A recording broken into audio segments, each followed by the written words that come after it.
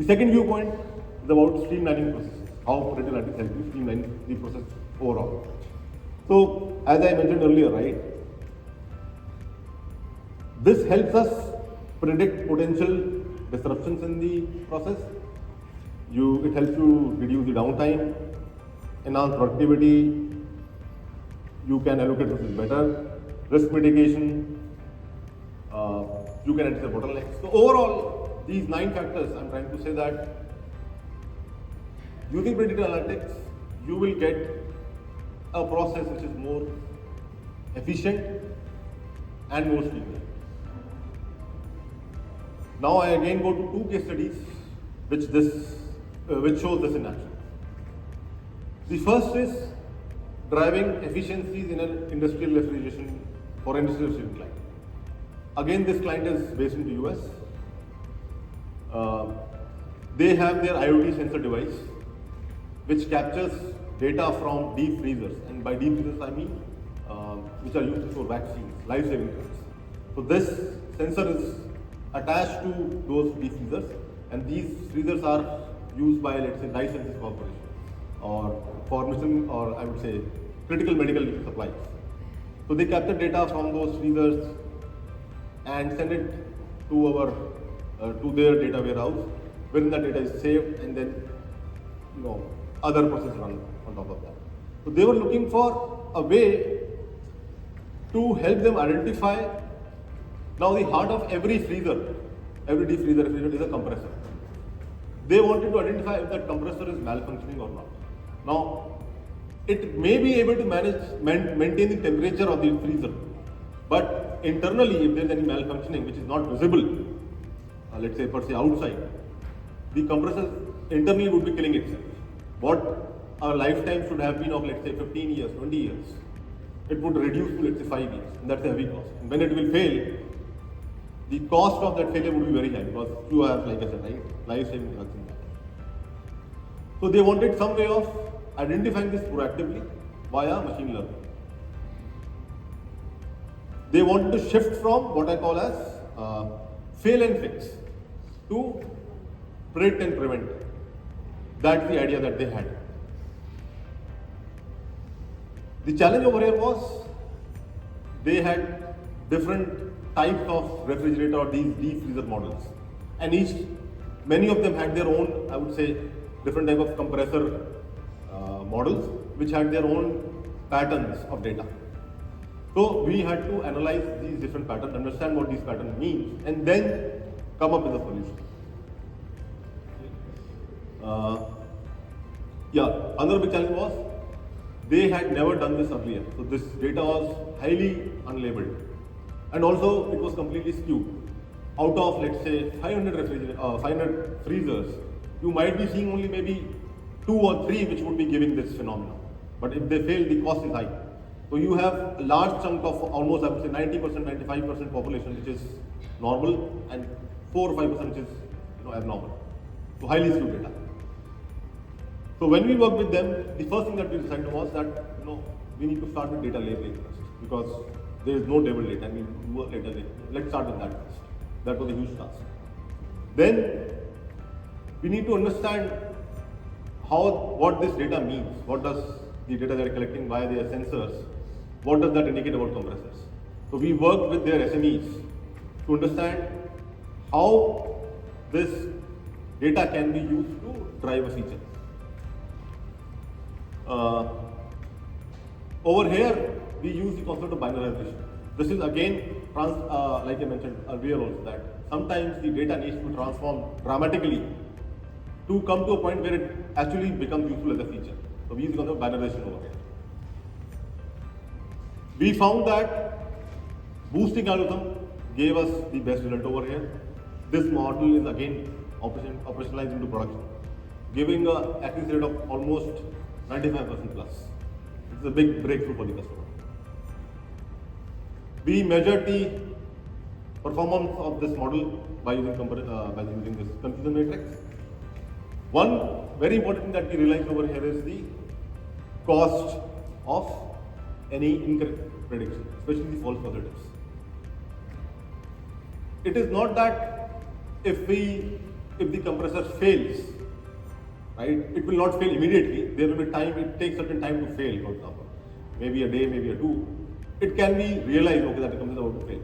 But if you're raising false alarms, what would happen is the end customer, the licensing corporation, right, they may altogether say that, okay, your model is maybe not giving the result, and they may shut down the model altogether, which is very big risk for us, as well as for the customer.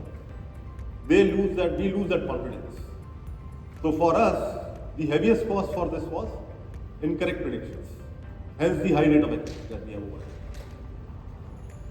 This is a deployment cycle that we have used for this whole application. We always believe that the engineers should have something, a base model trained on their local systems. Don't do it directly on the development servers. Do something locally, because it's easier to manage, easier to develop, easier to debug. To develop a base model on your local system. This is all being done on containers, by the way. So you have a container, you deploy your model on a container on local. Once your pre model is developed, you push it then to a development environment, where you have bigger servers, better CPUs, with GPUs, heavy data. You train, validate your model on that development server.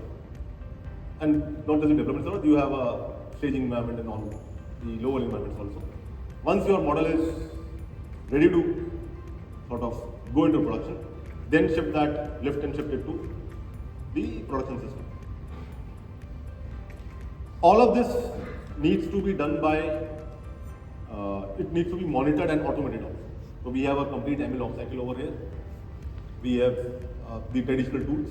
So because it's all containerized, so we had a container registry, we had certain metadata that we need to monitor the models. So a complete ML off cycle was developed for this. This is all deployed on AWS, by the way.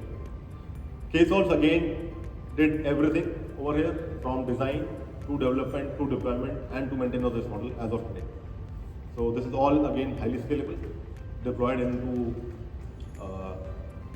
ECS, and the model is giving very great results. So the next case study for achieving streamlining processes via predictive analytics. So this is for operations of a telco infra provider. This is again a global giant. They came to us, so they have these sites that they set up, just one of their business units.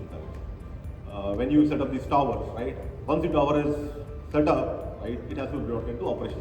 So there is a what they call a site commissioning and operationalization of that tower, and then finally the maintenance of that infrastructure. So they have these long SOPs and manuals which guide how it is to be done. Once the tower is set up, how do you integrate that? How do you take data? How do you sort of all of those things? They had long manuals for that, and technician needs to understand those manuals and then sort of get that done. Now these technicians obviously cannot get the manual, so they had these handheld devices. These devices could be laptops, these could be tablets, but still they had to search. It was not easy to search through that manuals. There are tons of manuals. So they needed something which can simplify this process. Second was that a lot of these manuals, they had tables, they had figures, they were in different formats, Excel, PDFs, PowerPoint, a lot of different formats. So there was a lot of unstructured data. And then they also asked that if this could be done via, we could develop a conversational smart bot. So this was the requirement they came to us.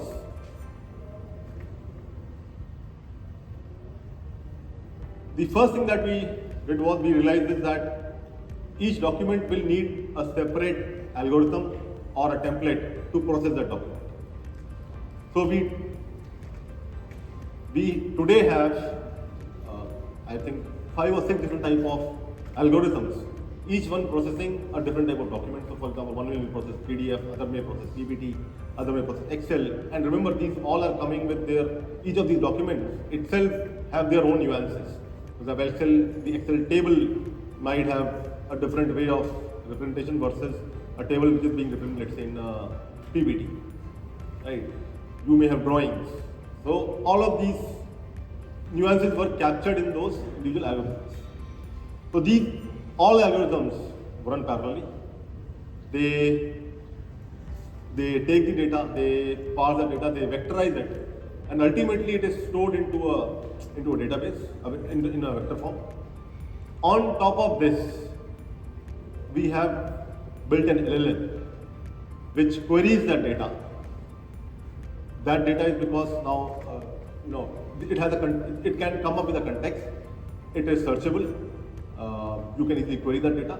So that LLM is blended with that data now. Then what we also did was, when you are giving a suggestion, especially in case of these LLM-based results, right? How do you justify that this whatever I am suggesting is actually right? So we have given, when we are suggesting this is how these steps need to be done, we are giving link to the original manual also. So if you want to cross-reference, you can go through that thing and see why this response was generated and link it to the original SOP. The next thing that is being developed into this is multimedia support.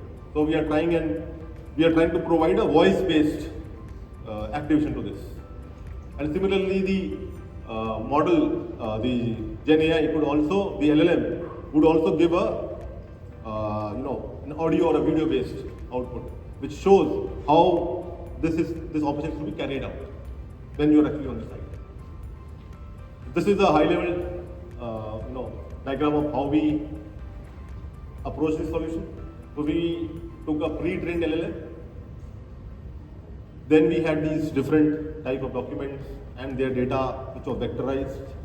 This LLM, along with vectorized database, was fine-tuned to generate a domain-specific, a customer-specific LLM. That LLM is now exposed to the application, which is being used by the technicians.